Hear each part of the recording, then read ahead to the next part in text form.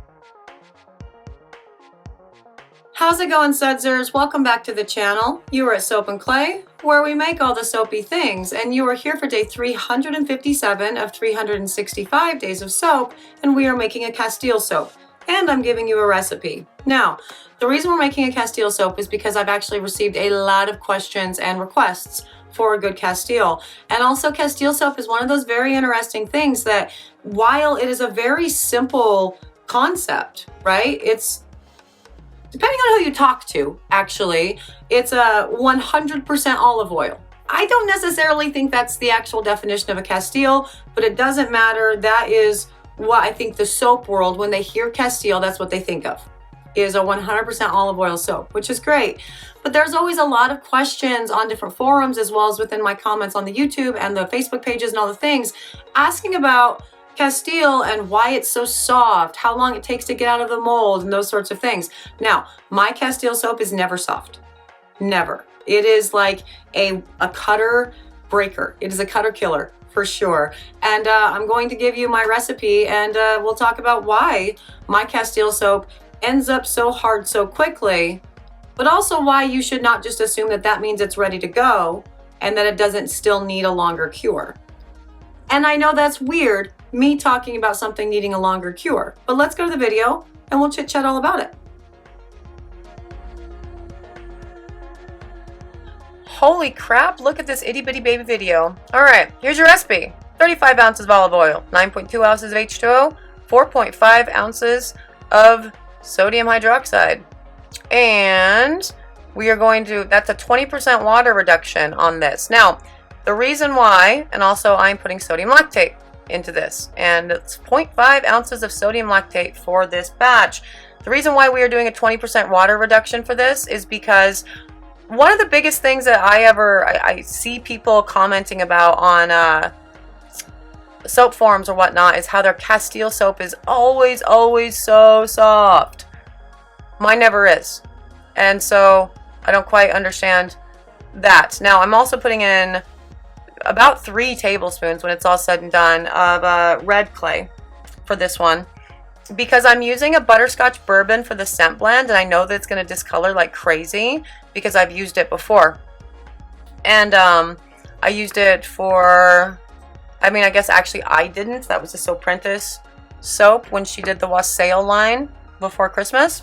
But anyway, and so I decided to use a red clay for this and just let the discoloration do its thing. And yeah, no, my sodium lactate will go into the lye, and I will dissolve it in there before mixing it all up, and then, or before putting it into the oils and mixing it all up. Now, the reason I didn't disperse the red clay into a water is because, again, we're working on a water reduction to help the bars get harder faster. The sodium lactate also helps the bars get harder faster. And the copious amounts of clay that are put in also helps the bars get harder faster. And by harder faster, I mean, this is like this teeny tiny little itty bitty baby video, so it's not even, you don't even have to wait that long to see. But you know, here in just a few minutes, we'll be on to the cut, because there's not a lot that goes on with this pour, and you will see just how hard these soaps are 24 hours later. So you can get your Castile soaps to a really you can get them to a cuttable consistency, not with freezing them. You don't have to, whatever. You can get them out of the mold within 24 hours based on the way you approach your lye solution. So again, water reduction and some sodium lactate doesn't hurt. And clay never hurts anything. It's always amazing, for sure. Now, I'm just mixing this up to as thick as I want until I get bored mixing it, and then I'm going to pour it into, the mold. So I'm about at the point where I'm bored with mixing it, and I'm ready to pour it into the mold. So let's go check out, that pour and see if I do anything with the top and whatever, because I actually honestly forgot. So let's go see.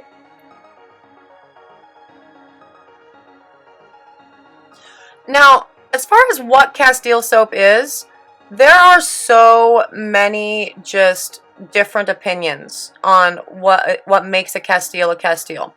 There are purists who believe that the Castile is only 100% olive oil, period, end of.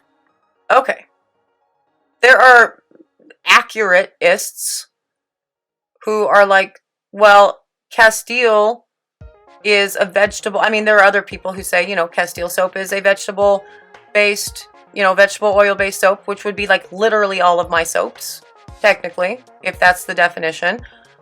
Or following it up with made in the region of Castile in Italy. And so it's like champagne. It can only be champagne if it's from Champagne in France. It's like that. But you can get sparkling whatever in America that's still champagne but can't be called champagne.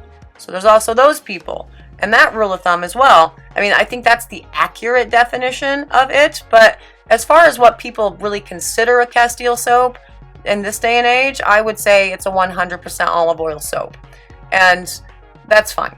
So here's your 100% olive oil soap, and it will get put into the oven for C-pop and gel, because why not? And we will cut into it literally tomorrow, literally within 24 hours. Let's go. It wasn't actually literally tomorrow, like for you. It was for me, but it wasn't for you, because you just had to watch a 3.5 second, screen and maybe an ad. I don't know. But yeah, so 24 hours later, 24 hours after pouring, look how smooth and gorgeous and stunning the outside of that bar is. Isn't it delightful? Do you expect the inside to look like that? And also, do you expect it to be able to cut through it? Nah. Castile soaps are hard as a rock. I do not understand why. Yeah, I mean, I understand completely why there is that. Like, I'm going to break my cutter. I understand why people have issues with it, but my Castile soaps are this. They are hard as a rock. And you saw what went into it.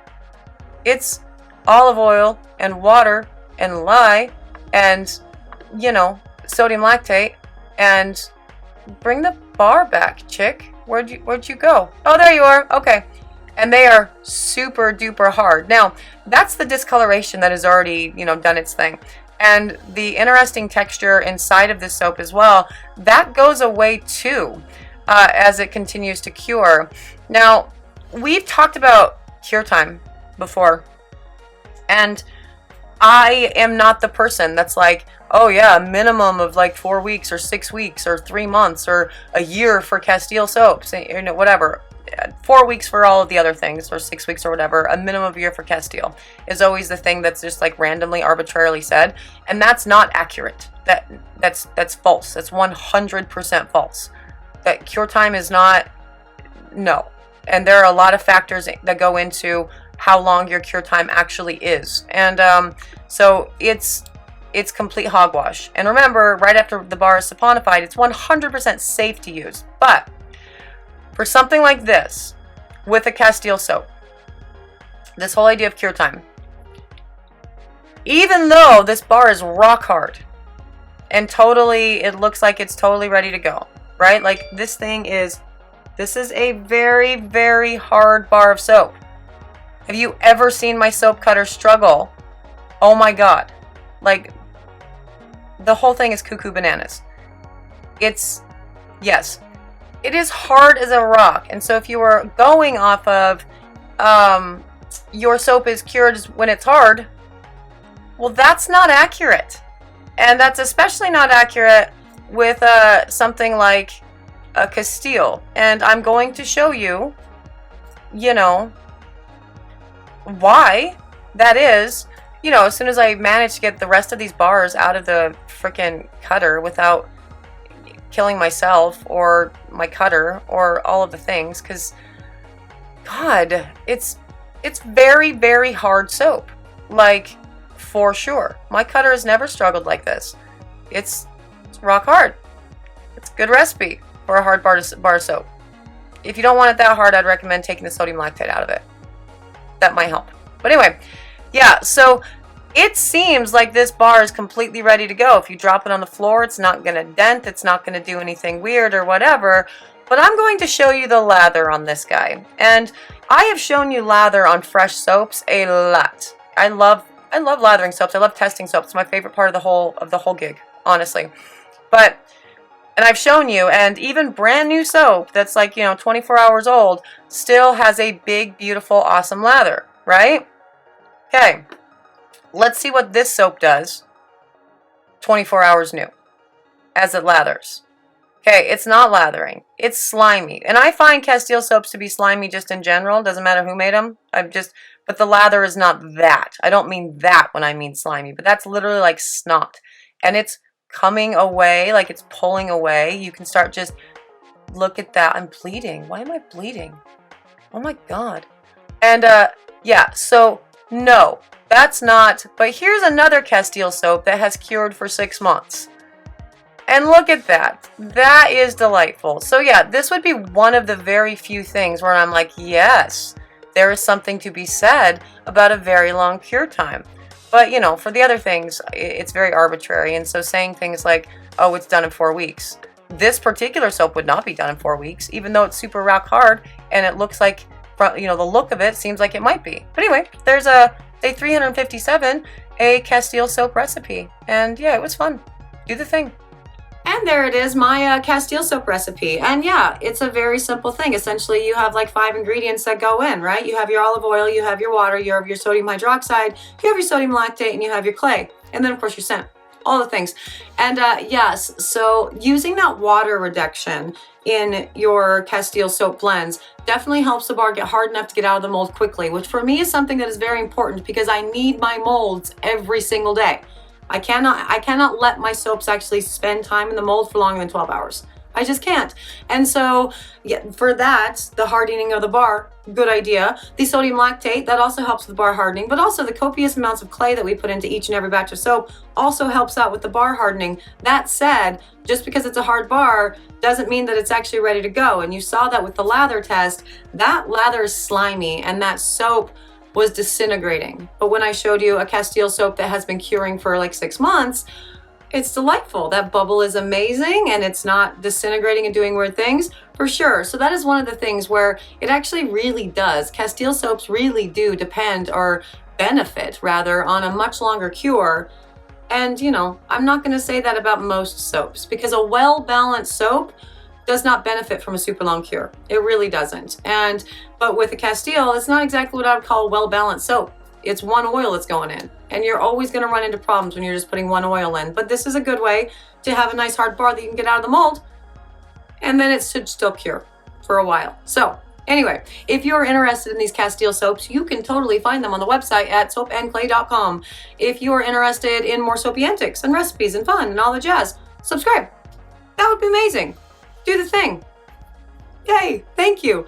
For those of you who have subscribed, hey, yay, thank you. Sudsers, you're amazing. Thank you so much for joining me for another round of 365 Days of Soap. I'm out of here for today. I will see you guys all again tomorrow for another round of soapy fun. Bye.